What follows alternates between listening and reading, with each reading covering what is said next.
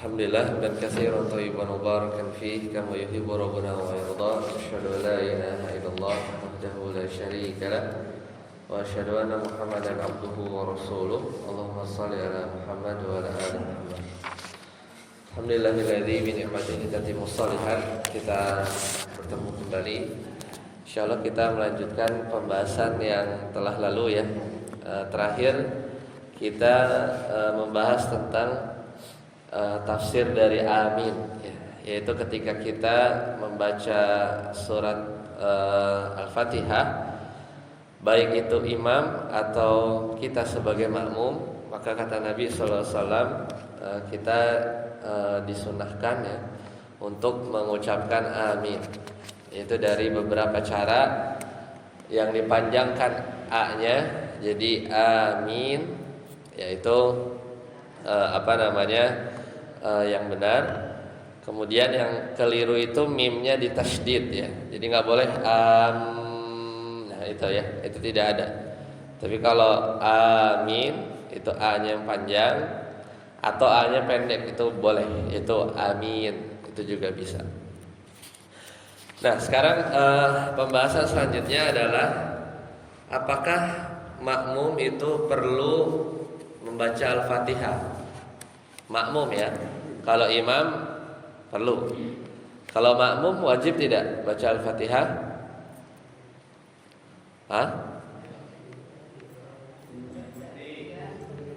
Ikuti atau baca?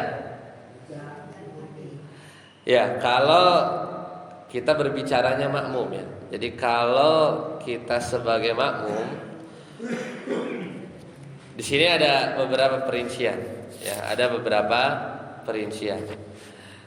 Jadi kalau kita sholatnya itu sholat jahriyah, yaitu sholat yang imam itu bacanya dengan keras, bukan sir, maka kita dengarkan. Ya, kita dengarkan, cukup dengarkan. Karena kata Nabi SAW, bacaan imam, ya man kana lahu imam, siapa yang dia mengikuti imam, fa inna qira'atal imami lahu qira'atuh. Maka bacaan imam itu adalah bacaan bagi dia.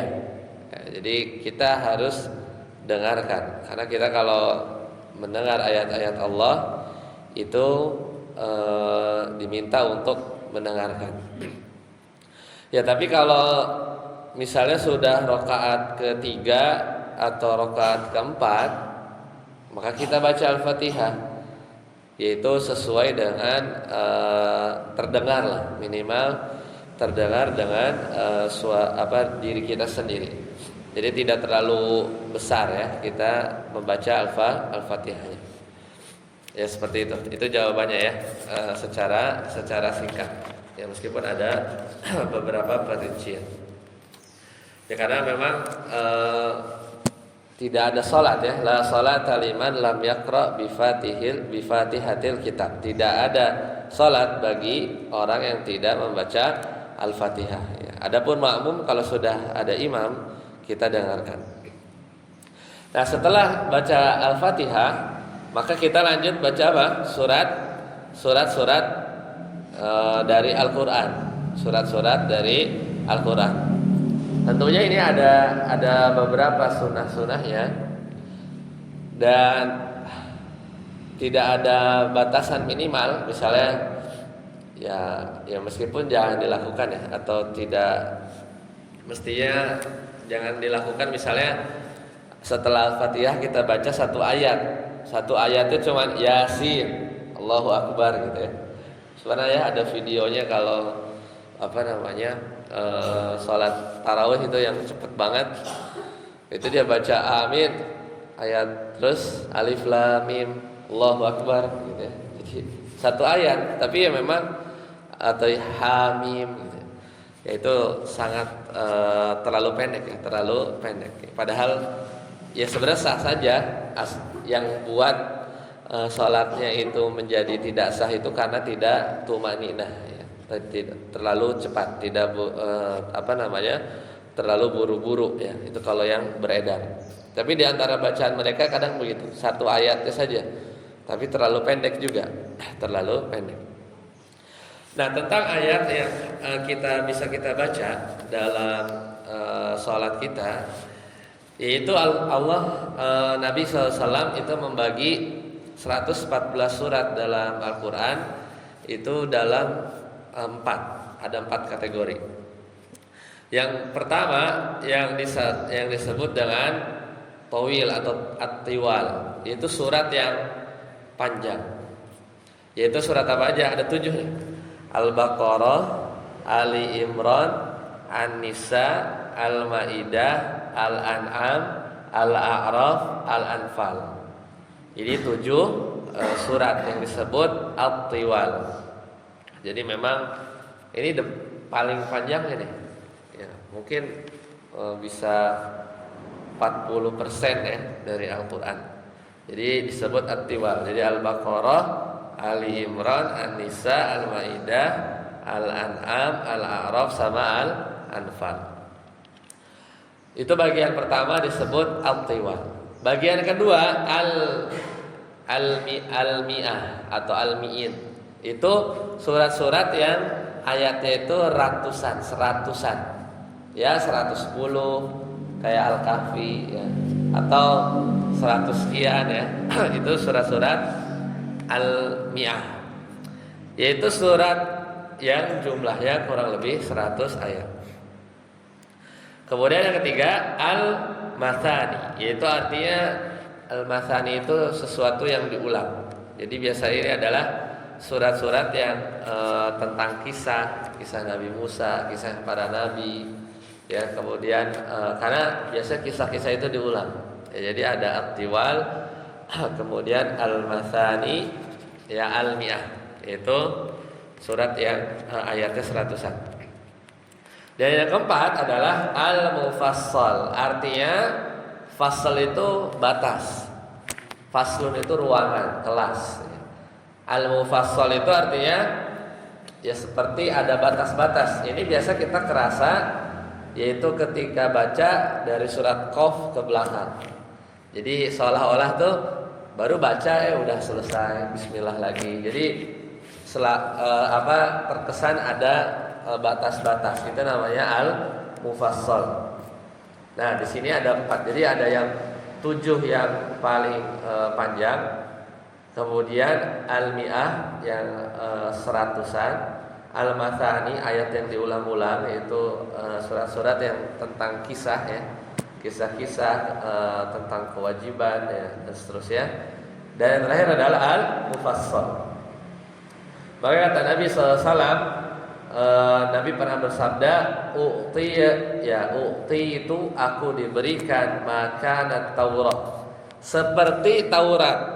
Ya, jadi kata Nabi SAW, aku diberikan seperti Taurat. As-sab'a itu 7 surat. Jadi Nabi SAW seolah menyamakan 7 surat tadi, yaitu yang disebut at-tiwal, itu seolah-olah seperti Taurat. Ini bahasanya Nabi SAW. Wa u'titu makana zabur al-mi'in, dan aku diberi semisal Zabur, yaitu surat-surat yang 100-an ayat tadi. Wa utitu makanal Injil, dan aku diberikan semisal Injil al-mathani, yaitu ayat-ayat yang diulang-ulang. Wa fuddiltu, dan aku dimuliakan daripada Musa dengan Tauratnya alaihissalam, daripada Daud dengan Zaburnya alaihissalam, daripada Nabi Isa dengan Injilnya alaihissalam. Wa fuddiltu, dan aku dimuliakan bil mufassal, yaitu dengan surat-surat mufassal tadi. Oleh karena itu Nabi senang baca dalam sholat, yaitu surat-surat yang terkategori dengan al-mufassal ini. Ya, itu yang agak pendek ketimbang yang 3. Nah, makanya para Nabi SAW membagi lagi al-mufassal ini jadi 4. Tadi Al-Quran dibagi 4 kan. Sekarang mufassal ini yang dari surat Qaf sampai habis, itu dibagi menjadi 3 ya, bukan 4. Jadi mufassal ini dibagi 3. Yang pertama adalah tiwalul mufassal, yaitu surat-surat yang mufassal ini yang panjang. Itu dari mana? Itu dari Qaf sampai surat Al-Mursalat. Al-Mursalat ada di mana? Akhir dari juz 29. Jadi dari surat Qaf kita baca nih, kerasa tuh. Baru enggak ada selembar lebih lah. Udah berhenti ya, udah ganti surat ya. Jadi dari surat Qaf sampai surat Al-Mursalat akhir juz 29 itu namanya tiwalul mufassal. Jadi surat mufassal yang agak panjang. Kemudian yang ketiga, yang kedua, wasatul mufassal. Itu dari surat apa? Habis surat Al-Mursalat apa? An-Naba yang tadi dibaca imam ya, di rakaat kedua. Benar ya tadi? Nah, ingat enggak? Mudah-mudahan masih khusyuk ya. Jadi rakaat kedua tadi imam baca An-Naba. Jadi dari An-Naba sampai mana? Ad-Duha. Itu wasatul mufassal. Nah, jadi dari Qaf sampai Al-Mursalat itu bagian pertama. Dari An-Naba sampai Ad-Duha itu wasatul mufassal.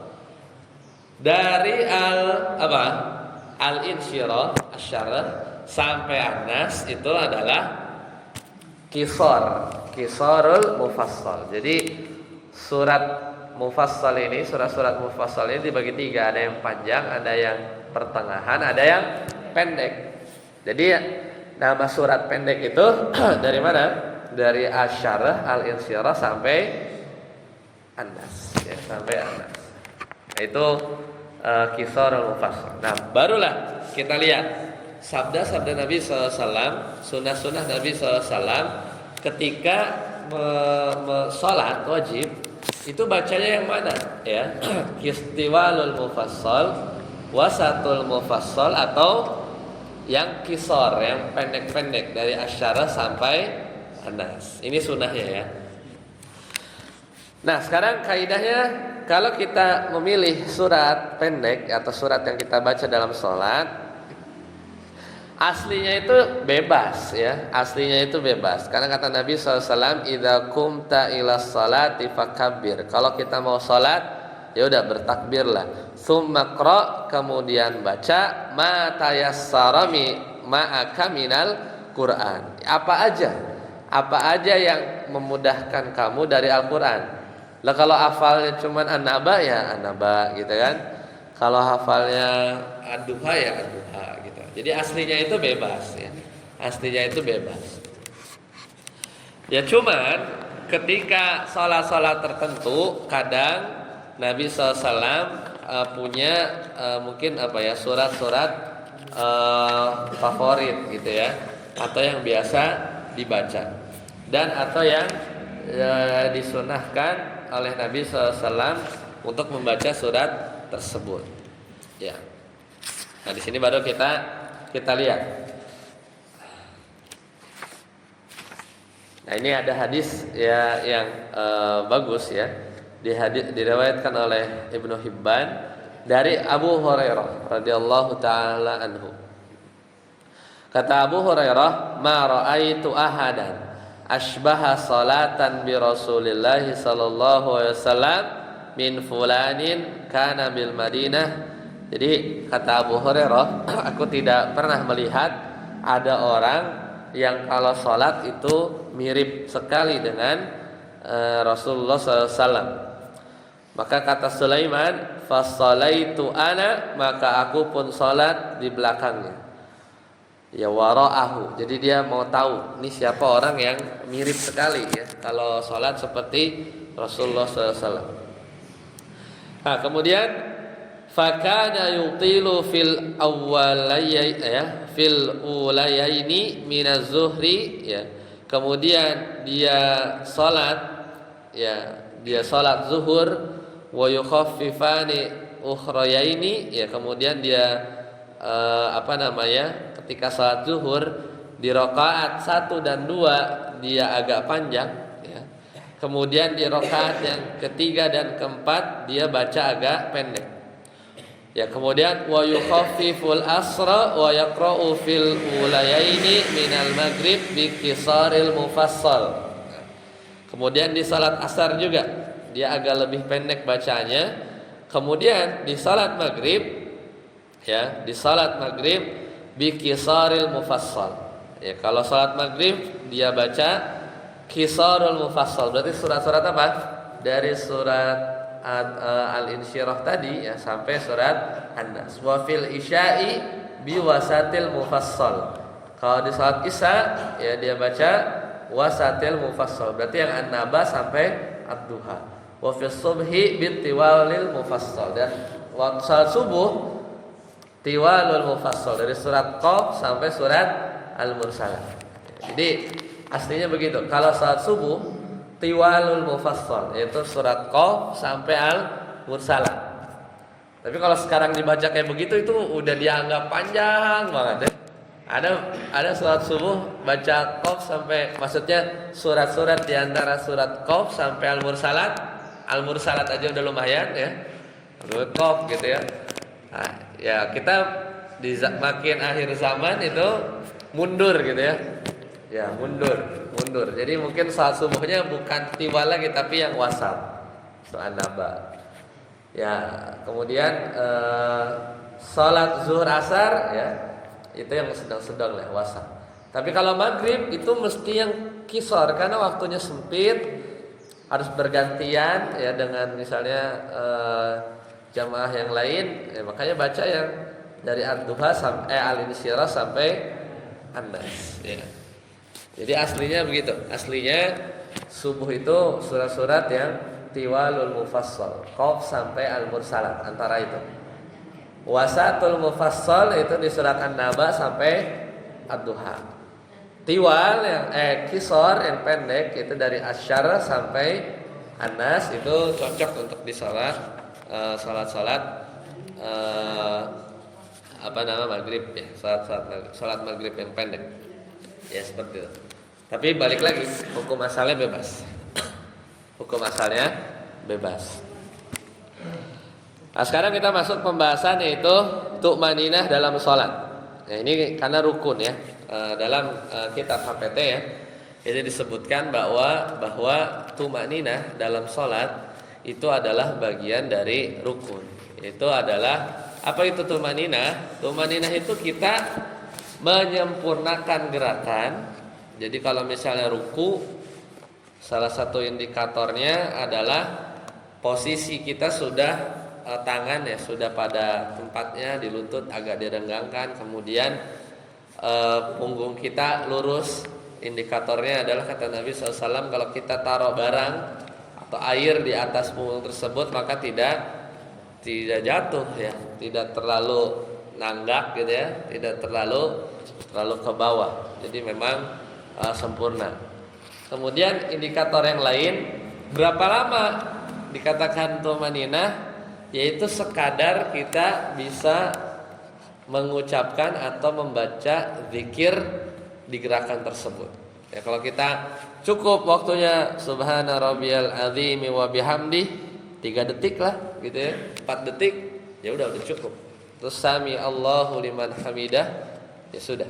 Ya berarti itu dikatakan tumaninah. Itu kadar ya, kadarnya kalau kita mau ukur.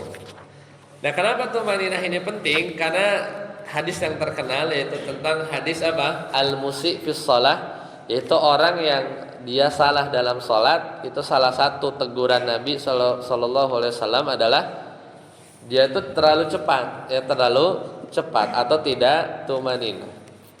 Bahkan yang agak mengerikan kata Hudzaifah radhiyallahu anhu, ketika lihat ada orang yang salatnya seperti ayam ya, atau Nabi di hadis yang lain mengatakan itu seperti orang yang mencuri dalam salat. Ketika Hudzaifah nanya, berapa lama kamu salat sudah seperti ini? Maka kata orang tersebut yang ditanya oleh Hudzaifah, 40 tahun salatnya modelnya begitu. Maka kata Hudzaifah, ya salatnya enggak dianggap ya, salatnya tidak dianggap. Maka kata Nabi SAW, aswa'un nas, orang yang paling jelek sariqatan, yaitu orang pencuri yang paling jelek adalah alladzi yasriku fi salatihi, yaitu orang yang dia mencuri dalam salatnya. Bukan sambil salat dia nyolong ya, tapi maksudnya ya dia salat tapi tidak tumanina, ya kata Rasulullah SAW. Apa yang dimaksud salat sambil mencuri? Ya mungkin sekarang bisa aja ya, ada orang salat sambil mencuri ya, kadang ada tuh di CCTV ya. Dia di saf belakang, pas orang sujud dia ambil tuh HP yang orang di depannya gitu, kabur gitu ya. Ada tuh di CCTV ya. Tapi bukan itu. Makanya para sahabat bertanya, ya apa yang dimaksud dengan mencuri dalam salat? La yutimmu ruku'ahu, maksudnya adalah dia tidak menyempurnakan ruku'nya. La yutimmu ruku'aha wala sujudaha, itu sujudnya tidak sempurna ya, ruku'nya tidak sempurna. Itu hadis ya, diriwayatkan oleh Ad-Darimi ya. Selesai. Sekarang kita masuk, berarti kan sudah baca apa? Sudah baca surat pendek ya, surat dari Al-Qur'an. Kemudian kita mau siap-siap apa? Ya, takbir. Kita pindah gerakan. Nah, ketika kita pindah gerakan, ada yang dinamakan dengan takbir intiqal. Ya. Dalam kitab HPT ya. Jadi disebutkan ya tadi ya, setelah kita baca Al-Fatihah, kemudian baca surat pendek yang memudahkan bagi kita, yaitu maksudnya apa saja yang mudah bagi kita. Nah, kemudian kita ketika mau berpindah dari satu gerakan ke gerakan yang lain, itu adalah kita melakukan yang dinamakan atau mengucapkan takbir intiqal. Intiqal itu artinya apa? Berpindah. Berpindah. Jadi kita harus ya mengucapkan Allahu Akbar ya. Allahu Akbar, kita berpindah. Nah, ini adalah intiqal. Intiqal, intaqala, yantaqilu intiqalan, artinya berpindah. Nah, di sini ada hadis yang panjang dan hadisnya selalu dari atau seringnya dari Abu Hurairah. Karena Abu Hurairah tadi ya Al-Sufah tinggalnya di Masjid Nabawi, pasti sering lihat Nabi salat.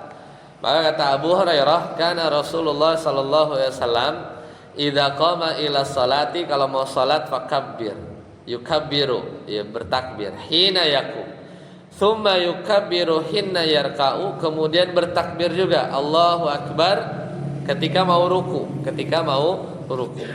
thumma yaqul, kemudian berkata habis ruku apa? Sami Allahu liman hamidah, hina yarfa'u yasulbahu, ketika bangkit minar ruku, thumma yaqulu wa huwa qa'imun rabbana walakal hamdu, thumma yukabbiru hina yahwi sajidan. Jadi mau pindah ke sujud itu ada takbir juga, dan seterusnya ya, dan seterusnya. Maka ini adalah takbir intiqal. Nah, sekarang hukumnya apa? Wajib apa tidak? Jumhur itu anjuran. Jadi tidak sampai wajib. Karena kalau wajib berarti kalau kelewat harus sujud sahwi. Tapi jumhur itu menyatakan bahwasanya hukumnya itu adalah anjuran saja. Anjuran saja. Jadi takbir perpindahan itu sesuatu yang dianjurkan. Ya, sesuatu yang dianjurkan. Nah, sekarang kapan kita takbir? Nah, di sini ada dua kekeliruan yang sering ya. Padahal namanya takbir intiqal itu adalah takbir ketika memang melakukan perpindahan. Nah, kesalahan yang sering itu adalah kadang kita membaca takbir intiqal sebelum bergerak kepada rukun selanjutnya. Nah, ini kurang pas. Kesalahan yang kedua adalah takbir intiqal setelah selesai pada rukun selanjutnya. Jadi misalnya masih diri mau ke ruku, berarti takbir intiqalnya itu ya pas perpindahannya Allahu Akbar gitu ya. Bukan Allahu Akbar tek gitu, atau ruku dulu baru Allahu Akbar. Nah, itu ya. Dipahami ya. Jadi itu takbir intikal. Nah, tapi masih ditoleransi ya ketika memang dia hanya ya pada sebagiannya saja ya. Itu masih tidak apa-apa ya. Jadi ya kalau bisa ya memang itu salah satu fungsinya adalah untuk mengetahui bahwa ada terjadi perpindahan dari rukun satu ke rukun yang lain ya. Nah, ini adalah takbir intikal. Jadi ini bagian yang dianjurkan untuk kita lakukan ya. Selesai. Nah, sekarang kita masuk ke ruku ya. Kita lihat setelah kita takbir intikal, kita akan masuk ke rukun selanjutnya, yaitu adalah ruku. Kita sudah tahu ya hikmahnya, waktu itu kita sudah bahas. Jadi di antara bentuk hikmah kenapa kita harus ruku ya, itu bentuk perendahan diri kita di hadapan Allah Subhanahu wa taala. Makanya kita nanti yang paling rendahnya itu adalah kita mengagungkan Allah adalah ketika sujud ya, ketika sujud. Nah, bagaimana tata cara ruku sesuai sunnah Nabi sallallahu alaihi wasallam?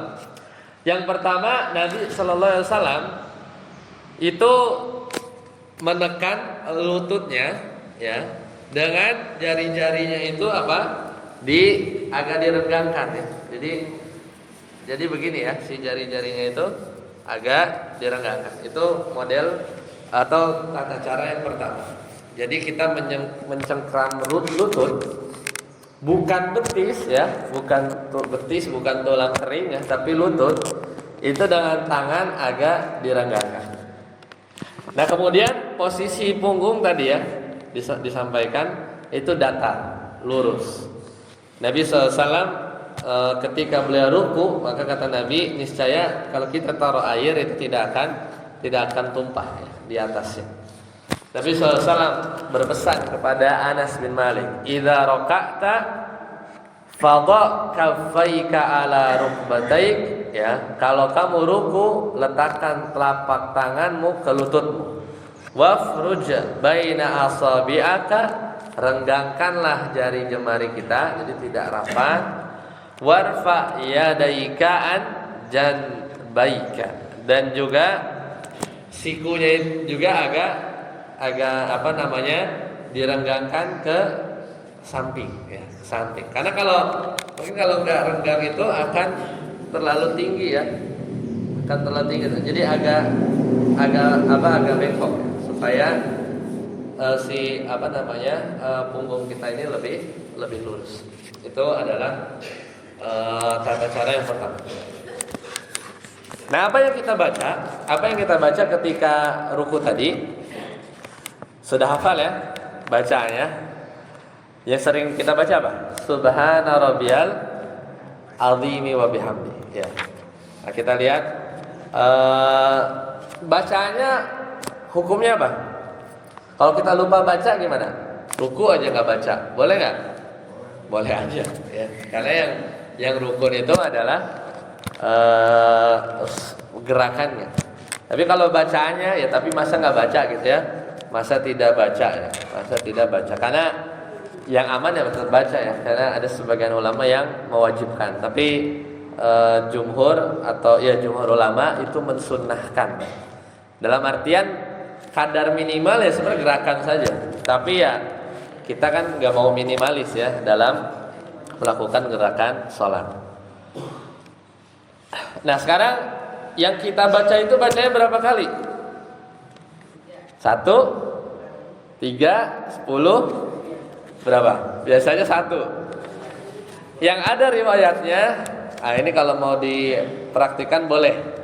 Itu hadis dari Anas bin Malik, ma ra'aitu ahadan tadi yang panjang, kemudian dia baca Subhana rabbiyal azimi wa bihamdi atau yang lain ya Jadi sebenarnya Subhana rabbiyal azimi wa bihamdi itu mirip dengan makna dari ayat Al-Qur'an di surat Al-Waqiah, fasabbih bismi rabbikal azim, atau di surat Al-A'la ya, sabbihis ma rabbikal a'la. Intinya ketika Uqbah bin Amir bercerita ketika turun firman Allah di surat Al-Waqiah tadi ya, fasabbih bismi rabbikal azim, qala lana, kemudian kita bilang ke Nabi sallallahu alaihi wasallam, ya Rasulullah, ya Rasulullah sallallahu alaihi wasallam bersabda, ya ij'aluha fi ruku'ikum, jadikanlah fasabbis bi rabbikal azim ini bacaan di ruku kalian. Falamma nazalat, kemudian turun ayat sabbihisma rabbikal a'la, qala, Nabi berkata ij'aluha fi sujudikum, jadikanlah bacaan tersebut di sujud kalian. Nah, itu ceritanya seperti itu. Kenapa di ruku itu al-azim itu makna mirip dengan Al-Waqiah ayat 47. Ketika sujud makna mirip dengan sabbihisma rabbikal a'la. Ya. Nah, dari hadis yang panjang tadi, maka orang yang tadi Anas bin Malik bilang bahwa sholat itu paling mirip dengan Rasulullah SAW, itu ketika membaca zikir dalam ruku dan sujud itu diriwayatkan 10 kali. 10 kali. Tasbihnya itu 10 kali. Kalau yang 3 kali ini hadis dari Ibnu Mas'ud radhiyallahu anhuma, bahwasanya Nabi SAW ketika ruku membaca subhana rabbiyal azimi, subhana rabbiyal azimi, subhana rabbiyal azimi salasa. Itu tiga kali. Ya. 1 kali boleh? Boleh aja. Tapi minimal 3 kali ya. Jadi dan apa riwayat-riwayat yang ada ya tadi 10 itu ada riwayatnya, 7 ada juga, 5, 3 juga ada ya, 3 juga ada. Tapi ya kadar minimal ya tadi itu menentukan. Tapi kalau bacanya 3, 5, 7 atau 10 mestinya sudah tumaninah ya, sudah agak lama. Ya, tumaninah itu dinilai dari durasi dan juga dari kesempurnaan tulang-tulang kita itu menempati pada posisi dari gerakan rukun sholat tersebut. Ya. Nah, ketika ruku ada nggak sesuatu yang dilarang, yang dilakukan oleh kita nggak boleh? Ada nggak? Ada ya. Ini bahkan hadisnya khusus bahwasanya kita dilarang membaca Al-Quran ketika ruku, itu nggak boleh. Meskipun bacaannya tadi itu kan yang kita baca tidak persis seperti ayat kan, tidak seperti yang dari surat Al-Waqiah atau dari surat Al-A'la tadi. Itu zikir saja, bukan bagian ayat. Kata Ibnu Abbas, ala wa inni nuhitu, sesungguhnya aku pernah dilarang an aqra al-Qur'ana, itu membaca ayat dalam Al-Quran raki'an, sambil ruku. Amma ruku, adapun ruku, fa'azzimu fihi rabbi, kalau ruku maka agungkanlah Rabbmu. Wa amma sujud, adapun sujud, fajtahidu fid du'a, maka bersungguh-sungguhlah dalam doa, faqaminun an yustajabu lakum, dan ya berpeluang, kita berpeluang doa kita itu diijabah ya, doa kita itu diijabah. Jadi kita nggak boleh ya membaca Al-Quran ya dalam ruku. Kalau bisa jadi tuh ada orang mungkin lupa ya, mungkin tidak fokus ya, ketika sujud dia malah baca Al-Fatihah ya. Kadang ketika berdiri dia malah baca kebalik ya, kebalik dari bacaan yang ada. Nah makanya, karena kenapa nggak boleh? Karena Nabi sudah mengkhususkan ya, bacaan ruku dan sujud itu sebenarnya secara makna mirip ya dengan ayat ya, dengan ayat. Tapi membaca ayat khusus ya itu tidak diperbolehkan karena ada larangan tersendiri ya, ada larangan tersendiri. Nah sekarang kalau nggak boleh berdoa ketika ruku ya, nggak boleh baca Al-Quran ketika ruku, bagaimana kalau kita berdoa misal sujud atau ruku ya, ini termasuk karena dua-duanya sama, doa yang dari Al-Quran datangnya, misalnya apa, Rabbana atina fid dunya hasanah wa fil akhirati hasanah, itu dari Al-Quran kan. Itu kan ada di Al-Quran. Bagaimana doa yang seperti itu?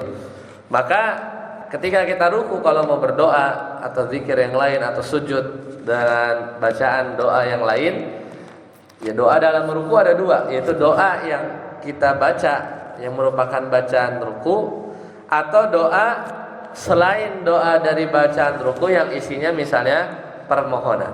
Nah, ini yang kita bahas. Misalnya kita mau doa yang di luar dari bacaan ruku.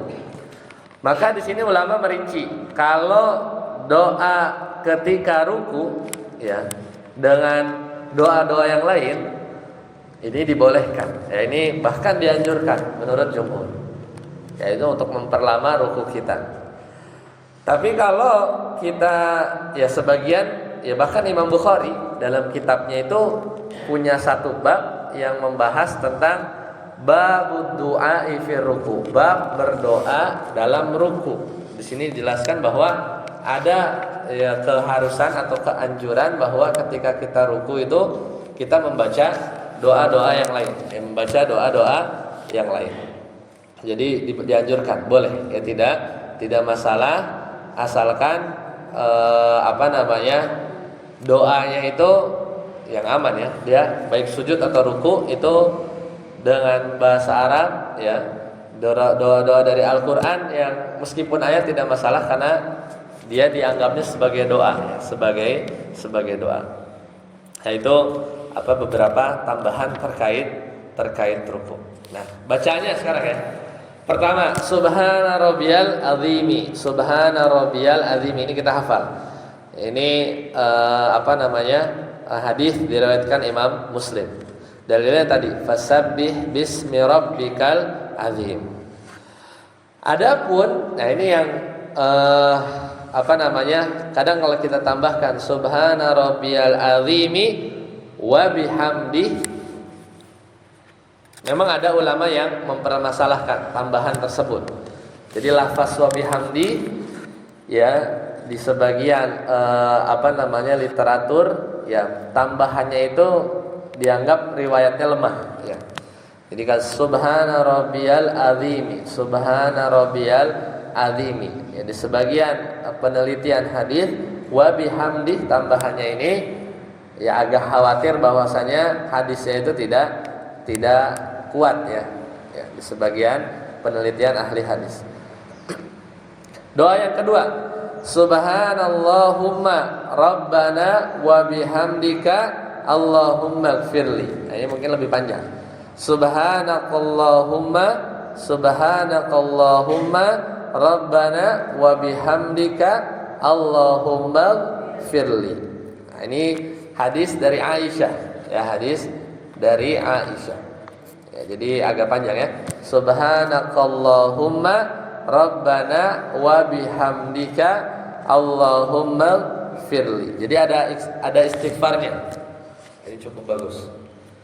Yang ketiga, jadi supaya kita bisa gonta-ganti ya, tidak subhana rabbiyal azimi saja. Yang kedua tadi subhanakallahumma rabbana wa bihamdika allahumma ighfirli.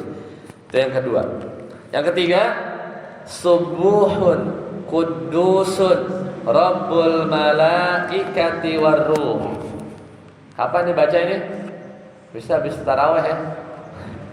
Habis tarawih. Itu doa ruku itu ya. Hadisnya diriwayatkan oleh Aisyah juga. Anna Nabiyya sallallahu alaihi wasallam kana yaqulu fi ruku'ihi wa sujudihi, bahwasanya Nabi sallallahu alaihi wasallam ketika ruku dan sujudnya membaca subuhun qudusun rabbul malaikati warruh. Subuhun, hadis diriwayatkan oleh Imam Muslim. Hadis diriwayatkan oleh Imam Muslim. Subuhun artinya apa? Maha suci. Kudusun maha suci juga, maha kudus. Rabbul malaikati, Rabbnya para malaikat. Malaikat, al-malaikah itu jamak. Malaikat itu al-malaikah itu jamak dalam bahasa Arab. Artinya apa? Malaikat. Waruh dan ruh. Ar-ruh di sini apa? Malaikat Jibril. Kenapa dipisah? Padahal ruh juga malaikat Jibril itu malaikat bukan? Malaikat. Kenapa enggak subuhun Kudusun Rabbul Malaikah aja, kan malaikat Jibril juga masuk. Nah, karena malaikat Jibril ini memiliki keutamaan, ya dia disebutkan tersendiri. Seperti yang kalau misalnya kita panggil, kita umumkan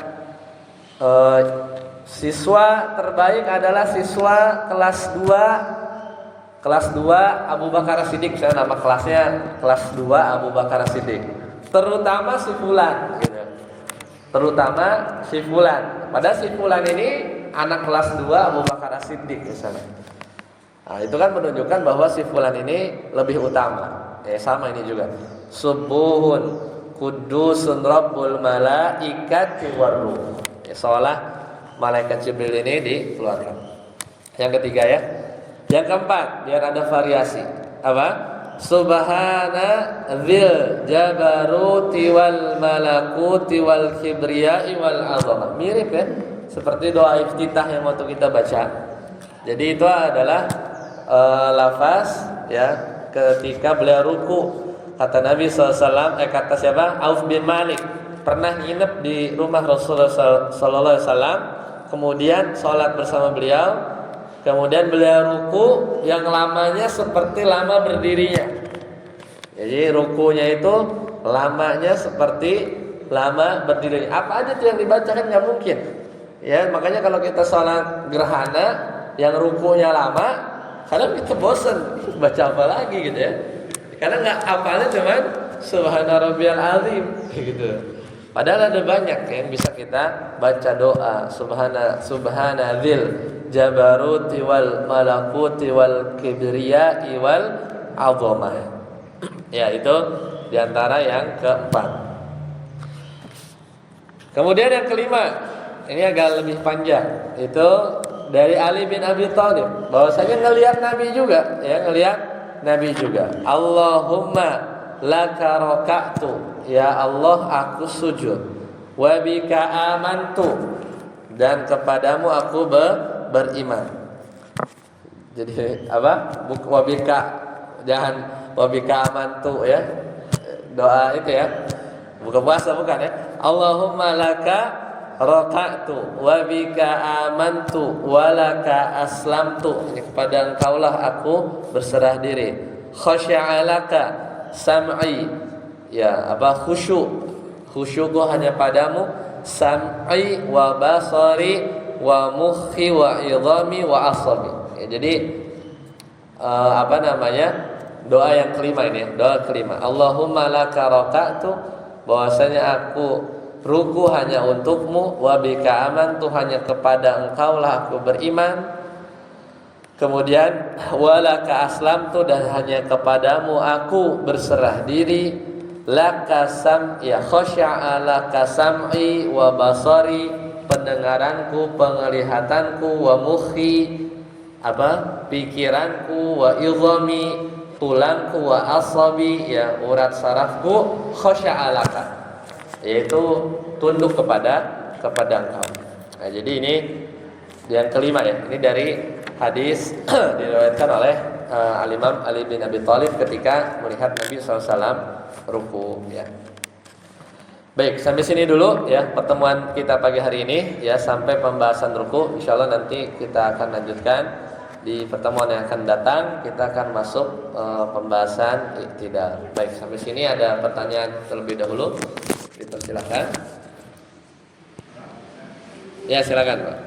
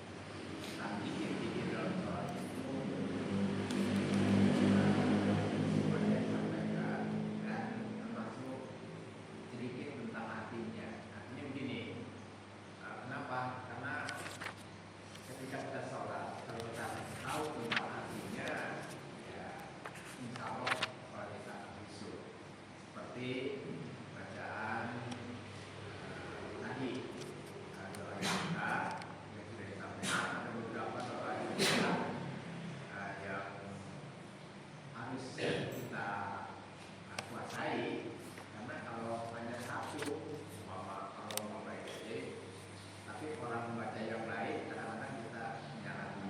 Itu doa kita ini yang minimal 2 atau 3 harus kita hafal. Kemudian yang kedua, sedikit-sedikit ini tentang apa yang disampaikan tadi. Apabila imam membaca surat Al-Fatihah, kadang-kadang masih ada makmum yang baca tadi ketika imam baca surat, makmum membaca Fatihah. Ini kadang-kadang kan kalau kita yang di samping itu kadang-kadang baca dari kelas kita malah kayak itu. Iya. Ini kan bagi yang mengerti, bagi yang tahu, ya cukup kita mendengarkan imam atau mengikuti imam seperti itu kan. Tapi kadang-kadang ada yang mengerti juga tapi membaca lagi di ketika imam membaca surat. Jadi ketika imam membaca surat umpama surat Anas atau surat apa namanya Al-Isra, tapi makmum membaca Al-Fatihah. Ini kalau kita yang nggak tahu kan kita malah pegang, tapi kalau kita tahu ya memang boleh kita mengikuti imam, boleh kita mendengarkan imam, dan boleh kita membaca. Tapi menurut saya sedikit-sedikit arti daripada ibadah sholat ini seperti apa namanya doa kita kan ada yang membaca lain ya Allahu Akbar kabiro walhamdulillahi katsiro wa subhanallahi bukratan wa asila kan. Kemudian baca dia ada juga sampai wa ana minal muslimin. Jadi ini mohon sedikit-sedikit apa yang kita baca, tapi kita harus mengerti juga tentang memahami tentang artinya. Itu mungkin ya bisa melalui DKM ya, dibuatkan seperti tulisan dan diartikan seperti itu. Kadang-kadang kalau kita hanya membaca nggak tahu artinya kan ya nanti kita ngelamun juga gitu.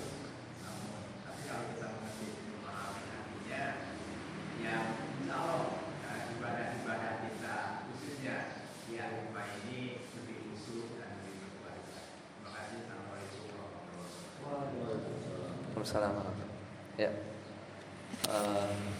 Tadi dibuatkan lah ya, apa namanya?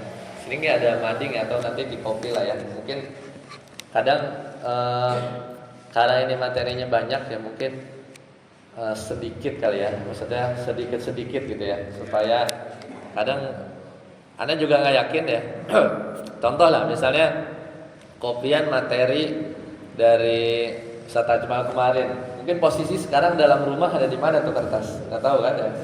Ya nggak? Mungkin udah ada di lemari atau Anda ya meskipun yang serius mungkin akan disimpan tempat yang benar, cuman untuk mungkin sedikit-sedikit ya, atau bahkan kalau bisa memang kalau misalnya ada mading ya atau kita bisa tempel, misalnya kita memang mau campaign fokus misalnya bulan ini di iftitah dulu ya, misalnya tampilkan 3 misalnya, ya sudah di situ yang kita kadang sering lihat gitu ya.